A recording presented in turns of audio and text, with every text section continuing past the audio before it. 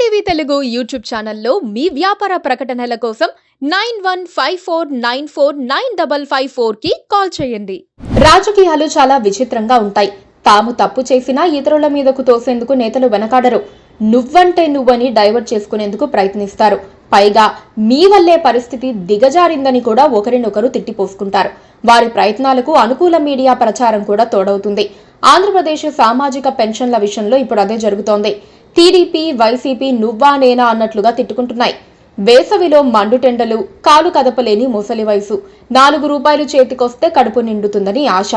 అది ఏ రాష్ట్రంలోనైనా సామాజిక ఆధారం లేని పండుటాకుల గోస. జగన్ రెడ్డి ఇచ్చే 3000 పెన్షన్ కోసం ప్రతి నెల మొదటి వారం ఎప్పుడొస్తుందా అని అవ్వాతాతలు ఎదురు చూస్తూ ఉంటారు. ఏపీలో ఇప్పుడు ఎన్నికల పుణ్యమాని సామాజిక పెన్షన్లపై పెద్ద రగడే జరుగుతోంది. ఇంతకాలం వాలంటీర్ల ద్వారా పెన్షన్లు పంపిణీ జరగ్గా ఇప్పుడు వారంతా వైసీపీ కార్యకర్తల్లా మారారంటూ టీడీపీతో పాటు ఆ పార్టీకి అనుకూలంగా ఉండే కొందరు మేధావులు అడ్డు తగిలిన మాట వాస్తవం. దాంతో వాలంటీర్ల ద్వారా పెన్షన్ల పంపిణీ ఆపేయాలని ఎన్నికల సంఘం ఆదేశించింది. ప్రత్యామ్నాయ మార్గాలు వెతకాలని సూచించింది. ఇంకేముంది, 65 లక్షల మంది పెన్షనర్లకు టీడీపీ ఆగ్రహం తెప్పించిందని, వారి ఓట్లు తమకు పడతాయని వైసీపీ సంబరపడిపోయిన మాట మాత్రం వాస్తవం. అయితే ఓటు పడటం అంత సులభమా? పెన్షనర్లు నిజంగానే టీడీపీపై కోపంగా ఉన్నారా అంటే అవునని చెప్పలేని పరిస్థితి ఉంది. ఏప్రిల్ నెల ఎలాగో గడిచిపోయింది. ఇప్పుడు మే, జూన్ పరిస్థితి ఏమిటన్న చర్చ జరుగుతూ ఉండగానే ప్రభుత్వం కొత్త ఉత్తర్వులు ఇచ్చింది. బ్యాంకు ఖాతాలున్న వారికి పెన్షన్లు అక్కడే జమ చేస్తామని, మిగిలిన వారికి, దివ్యాంగులకు, కదల్లేని వారికి మాత్రం ఇంటింటికి వెళ్లి ఇచ్చేస్తామని ప్రకటించింది. అంతే. ఇప్పుడు టీడీపీకి కొత్త డౌట్లు వచ్చాయి. దీనివల్ల తమకు రాజకీయంగా ఇబ్బంది అవుతుందని వాళ్ళు భావిస్తున్నారు. టీడీపీ, వైసీపీ రెండు పార్టీలు ఎందుకు డిఫెన్స్ లో పడిపోయాయి? ఎలా చేసినా కొద్ది గంటల వ్యవధిలోనే పునరాలోచనలో పడాల్సిన పరిస్థితి ఎందుకొస్తోంది? ఎటు చూసినా రాజకీయంగా నష్టమే కనిపిస్తోందా? పైగా అనుకూల మీడియాలు వంటివార్చే కథనాలు పార్టీలకు కొత్త తలనొప్పులు తెచ్చాయా? వాలంటీర్ల ద్వారా పెన్షన్ పంపిణీని వ్యతిరేకించిన టీడీపీనే ఇప్పుడు ఎక్కువ డిఫెన్స్ లో పడిపోయిందనే చెప్పాలి.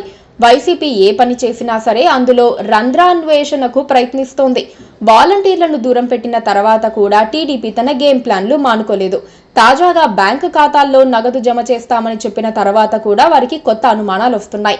నిజానికి బ్యాంకు ఖాతాల్లో డబ్బులు వెయ్యాలని తొలుత సూచించిన వ్యక్తి నిమ్మగడ్డ రమేష్ కుమార్. టీడీపీకి అనుకూలంగా పనిచేసే సిఎఫ్డి అనే సంస్థకు ప్రధాన కార్యదర్శిగా ఉన్న నిమ్మగడ్డ రమేష్ కుమార్ ఈసీని కలిసి బ్యాంకు ఖాతాల్లో పెన్షన్ డబ్బులు జమ చేయాలని, అప్పుడు వాలంటీర్లను దూరంగా ఉంచే అవకాశం లభిస్తుందని చెప్పారు.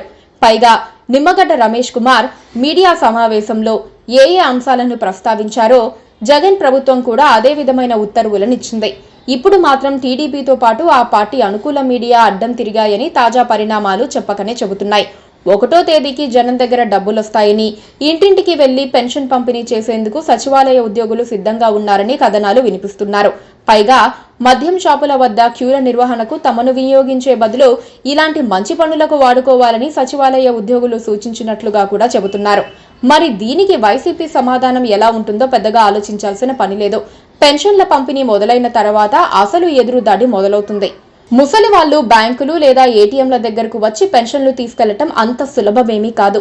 డబ్బుకు భద్రత కూడా ఉండదు. పైగా 40-50 మంది ఒకేసారి బ్యాంకులోకి వస్తే జరిగే కష్ట నష్టాలేమిటో అందరికీ తెలుసు. బ్యాంకుల సేవలకు కూడా కాస్త ఇబ్బంది అవుతుంది. ఎలా జరుగుతుందో చూడాలి మరి.